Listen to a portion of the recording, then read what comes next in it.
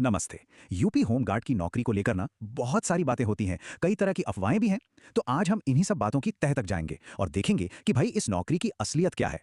और सही में ये सवाल लाखों कैंडिडेट्स के दिमाग में घूम रहा है। तो चलिए ज्यादा टाइम नहीं लगाते हैं और सीधा मुद्दे पर आते हैं, इसका जवाब ढूंढते हैं। सुनने में तो यही आता है, सैलरी बहुत कम है, 18-18 घंटे की ड्यूटी है, थाने में कोई इज्जत नहीं, मतलब बहुत कुछ।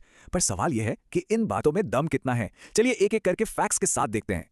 सबसे पहले तो जरा इस नौकरी की डिमांड को समझिए। बस ये नंबर देखिए, 25,32,000 इतने लोगों ने अप्लाई किया है। मतलब आप सोच सकते हैं, ये आंकड़ा ही अपने आप में पूरी कहानी कह देता है।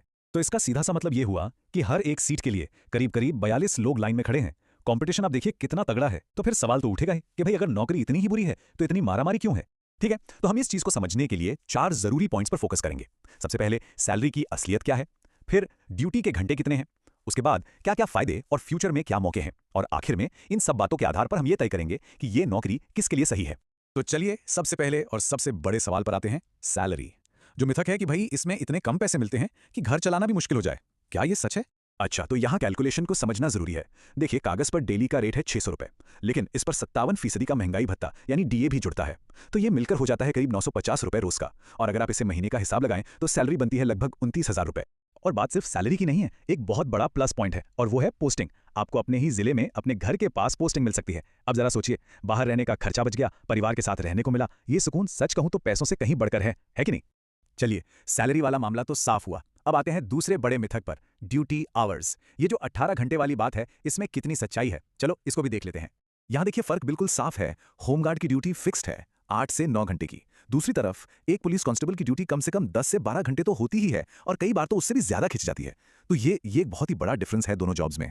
ठीक है, तो सैलरी समझ आ गई, ड्यूटी के घंटे भी पता चल गए। पर सवाल यह है कि क्या इसमें कोई और फायदे भी हैं? फ्यूचर कैसा है, मतलब कोई ग्रोथ है या नहीं? चलिए अब इस पर बात करते हैं। देखिए, ये एक बहुत बड़ी और हाल की डेवलपमेंट है। सरकार ने अब होमगार्ड्स के लिए भी 5 लाख रुपए की कैशलेस मेडिकल सुविधा को मंजूरी दे दी है।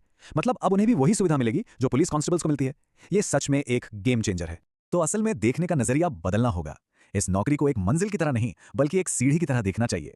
सोच ये होनी चाहिए कि चलो पहले एक नौकरी हाथ में हो, पैर जमीन पर टिक जाएं, और फिर वहां से आगे की बड़ी तैयारी करते रहो।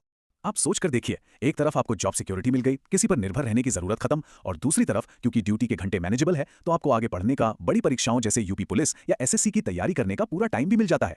मतलब ये एक ऐसा मजबूत बेस है जहां से आप आगे एक ऊंची छलांग लगा सकते हैं। तो ठीक है, हमने सारे फैक्ट्स को एक एक करके देख लिया। अब आते हैं आखिरी और सबसे जरूरी सवाल पर कि क्या यह नौकरी आपके लिए सही है। चलिए सारी चीजों को एक साथ रखकर इसका फाइनल वर्डिक्ट निकालते हैं। ये टेबल देखिए, यहां पर आमने सामने की तुलना है।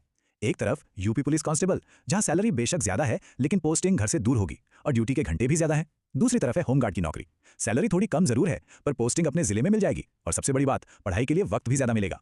तो आखिर में फैसला पूरी तरह से आपका है। आपको सोचना होगा कि आपके लिए अच्छी नौकरी की परिभाषा क्या है। क्या वो सिर्फ ज्यादा सैलरी है या फिर एक सुकून भरी बैलेंस्ड जिंदगी? इस सवाल का जवाब जो भी हो, वही आपके लिए सही रास्ता है।